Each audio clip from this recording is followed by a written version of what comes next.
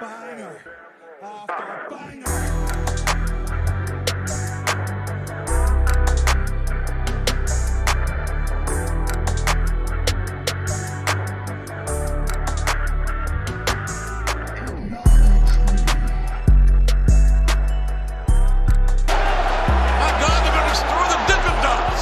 What's going on, guys? It's your boy Big Hero Chris back at you with another one. If you're new to the channel, go ahead and subscribe, give me a thumbs up, ring the notification bell, hit me up on Twitter, TikTok, the community post, MySpace, Facebook, Black Planet, AOL Instant Messenger, if y'all remember that. Yeah, man, go ahead and hit me up anywhere you can get up with me. And I'm back at you with your AEW Collision review. Also, man, thank you guys so much for helping me reach 1,600 subscribers. Good God Almighty, I appreciate you guys so damn much. When I first started this channel, I had no idea that I would be 1,600 subscribers ahead, man. I had no idea that I will be eligible for being monetized or whatever. So thank you guys so much for your continued support, man. I really appreciate you. And I've been reviewing AEW Collision for the past couple weeks. For one, last week was I think WWE Payback, and then you had All Out after that, and then before that was All In. I forget the reason I didn't review Collision, but I'm back, and this is my first time reviewing Collision since Uncle Phil lost his job, got shown the door, got given his pink slip. He got told to hit the bricks, man. He got fired, he got canned, he got laid off, terminated, whatever phrase you want to use to describe this man getting canned. And I gotta say, this was a good episode, even without CM Punk, man. I gotta be honest with you. A lot happened.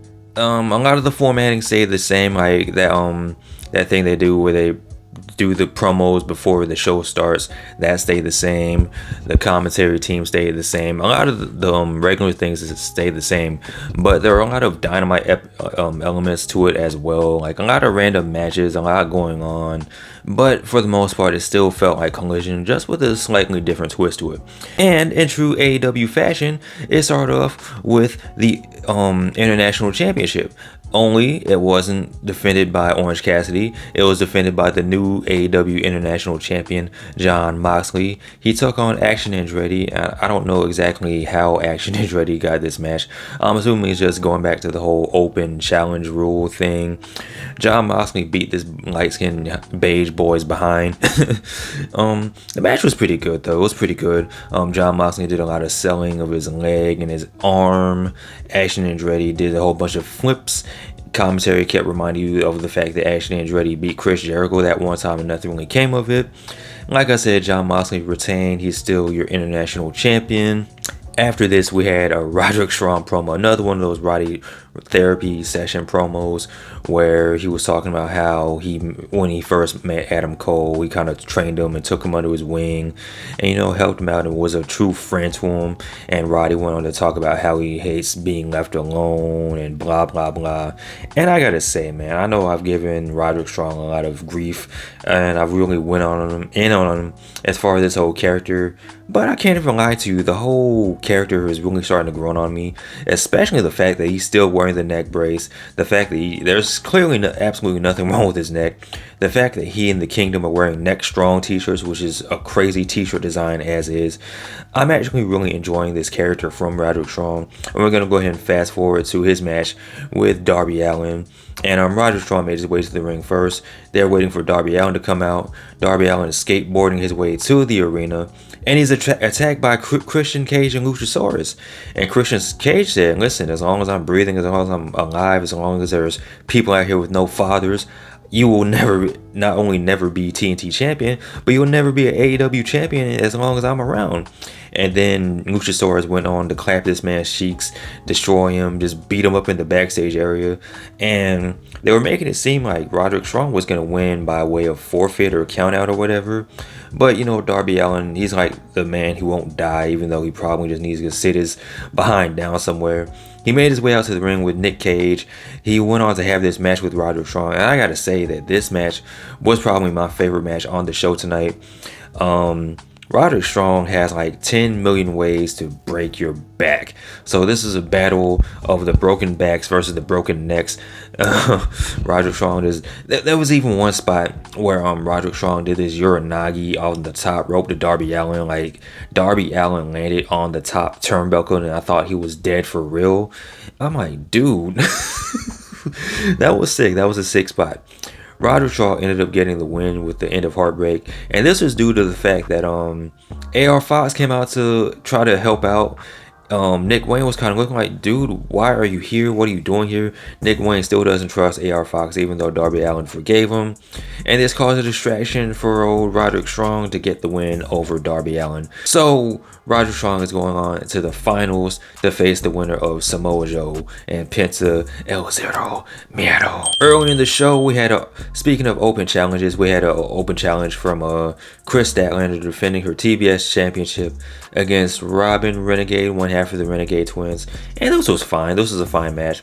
Also, once again, you know, they're not getting that 9 o'clock, 9:30 spot the women are. I would love to see them get more than one match, but you know, baby steps, I guess, even though it's been 4 years. But whatever, it is what it is. Chris Statlander ended up getting the win, but the Renegade Twins ended up attacking Chris Statlander after the match. And you're waiting. It's like, okay, somebody's got to show up. Somebody's going to come out and make the save. And out of all people to come out and return and to make the save for Chris Statlander, it was none other than the former TBS champion, the return to the first ever TBS champion, Jade Cargill. And she is looking even finer. I'm like, how did you go away and come back even finer? And she looked like she's improved a lot in the ring. She's handing out pump kicks and Jadids and all this. And I was like, okay, it was looking like we might have a little face turn for Jade Cargill. Wrong, because Jade Cargill went to help out Chris Statlander and hit her with a Jaded, and she made her intentions very clear that she wants her TBS championship back. So you know, man, maybe that might be the wave in the future. Maybe Arthur Ashe or Wrestle Dream or Full Gear possibly. Who knows? But I'm indeed happy to see Jade Cargill back. And the crowd was too. They were chanting, welcome back.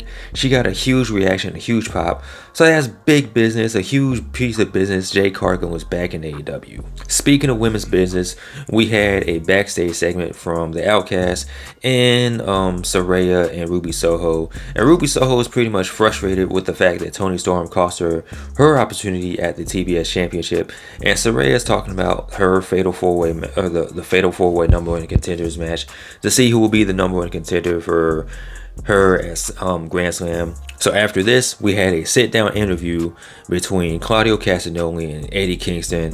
So Eddie just throws his hat in the ring. He just throws his cards on the table and says, listen, I want the Ring of Honor Championship, and I want it at Arthur Ashe Stadium. And Claudio was kind of like hesitant, and then Eddie sweetens the deal, and he says he's going to put his New Japan Open Heavyweight Championship on the line as well. So it's going to be title for title, winner takes all at Arthur Ashe Stadium. I think Tony Khan did make it official. So yeah, man, this is the match I've been waiting for. This is a match a lot of people have been waiting for. Eddie Kingston to get his big moment and Arthur Ashe in New York. Hopefully Eddie Kingston comes out with the winner, holding up both titles. That would be a pretty good look for old Edward Kingston. And he was rocking the New York Giants hat. Giants, football season, we back. Wrestling's back. Let's go. So next up, we had a trios match. Originally, this was supposed to be an 8-person tag team match, but for whatever reason, Jay White couldn't make it, so this turned into a trios match. The Bullet Club go with Card Blade, the number one superstar in AEW right now. Card Blade, the number one collider. They took on Gravity, some other lucha dudes. I wasn't really paying it. I don't want to say I wasn't paying attention. I was. I just didn't care to catch any of their names. I know who Gravity is. I don't know who the other dudes were. But this was a fun match, you know. The Bullet Club won. Guns up for the Bang Bang Gang. And also, watching this match was Andrade. So I don't know if he's got something going on with the Lucha people, or if he wants to join the Bullet Club, or that's who his next feud is going to be with. Also, why isn't he with LFI? Because they got something going on. They're getting kidnapped in Mexico or whatever. So Andrade, I don't know. But Andrade was watching the match, and it's good to see Andrade back on Collision. Cool. So after this, we had a whole bunch of backstage pre-tape segments and tapes and promos or whatever. First one was from CJ Perry. She was talking about how Miro kind of lost his way after he lost the TNT Championship the first time, and how he renounced God and how he renounced his wife. And now CJ Perry's here to start her own path or whatever. She was saying words. And then after that, you had a kind of a throwbacky thing for the Dark Order. And they're kind of starting to do this whole recruitment thing, and they're heels now, and they're doing the whole recruitment thing of the whole join the Dark Order type deal. And you know, that kind of felt like old school Dark Order, so good for them. Also, you had the Acclaim. They did a pre-tape. They were talking about their world tour and defending their trio championships and whatever. They were saying words. You had a whole bunch of pre-tapes. I'm gonna just go ahead and run through the rest of them. FTR, they said that they're going to start doing open challenges because they feel like they're the best tag team in the world or whatever. And I think next week on Collision, they're going to take on the Iron Savages. I think one of the Iron Savages is the guy who said he's the number one ass boy, and he's going to, and he's officially my favorite wrestler now, so good for him. And then you had a pre-tape with Powerhouse Hobbs talking about the Book of Hobbs and how the next chapter is going to take him to wherever. And then you had another backstage segment with Keith Lee, and he said that he's back on Collision and this is the land of the colliders, but he's the ultimate Collision. So I think he even alluded to Swerve ducking and dodging him in the feud. That's never going to happen at this point. So yeah. And then you also had a promo from the Righteous, and they said words, and there was the one guy was snapping his fingers. So yeah, man, you had a whole bunch of pre-tapes and backstage segments. Whew. Back to the in-ring action, you had Rey Fenix taking on Angelico, and this was fine. This was a fun match. I wasn't expecting this to be the way Rey Fenix would make his return, you know, after the Blackpool Combat Club and the LAX attacked him. I wasn't really expecting this to be his return, but him and Penta did make it very clear that they do want to get their hands on Jon Moxley, so cool. Rey Fenix ended up winning the match against Realistico, who got the jobber entrance, so that was kind of a dead giveaway that he wasn't winning shit in this match. And then you had some more big business happen. You had Bryan Danielson come out. He made his way to the ring. He talked about his match against Ricky Starks, and he talked about the future. And then he dropped kind of a couple bombshells. The first bombshell was that he made a promise to his daughter that once she turned 7, that he was going to possibly hang up the boots, hang up the Blackpool Combat Club hoodie, you know what I'm saying, hang up the kick pads. And he also said that his daughter is 6. And according to the internet, his daughter turned 7 in May. So we don't have that much time left with Bryan Danielson. So during the time we do have with Bryan Danielson, he did lay out the challenge to Zack Sabre Jr. And at WrestleDream, it is going to be the match that people have been waiting for the longest time now. Zack Sabre Jr. versus Bryan Danielson at WrestleDream.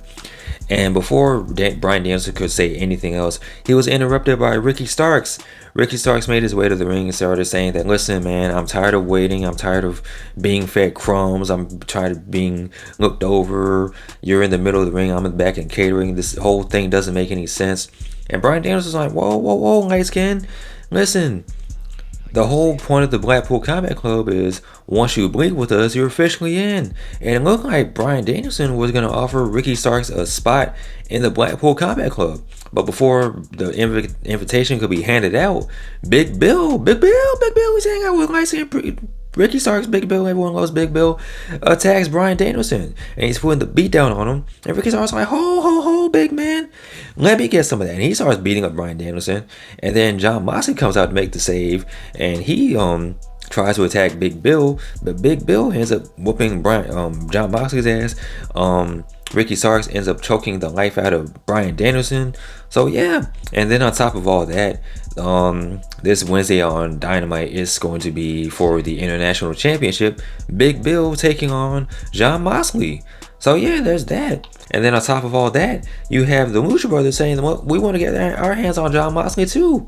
And speaking of the Lucha Brothers, this leads us to our main event. Samoa Joe taking on Penta El Zero Miedo. And this was a good match.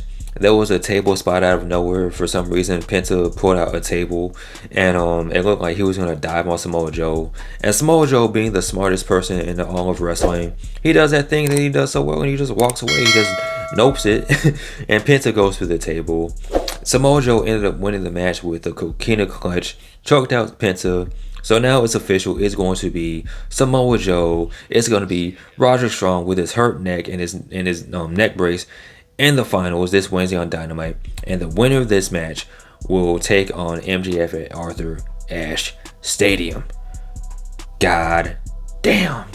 So yeah, man, this was an action-packed episode of Collision. It was a lot to talk about. My throat is about to go sore. I might need a neck brace my damn self. I'm not as neck strong as Roderick Strong. But this episode of Collision was good, man. Like I said, a lot of people were kind of concerned as far as, CM Punk's lack of involvement or him being fired, how that will affect Collision. And it's looking like it's not having that much of an effect. It's actually doing better without him being on there. It's actually better without CM Punk having 30-minute main event matches. You know what I'm saying? It's giving more people more time.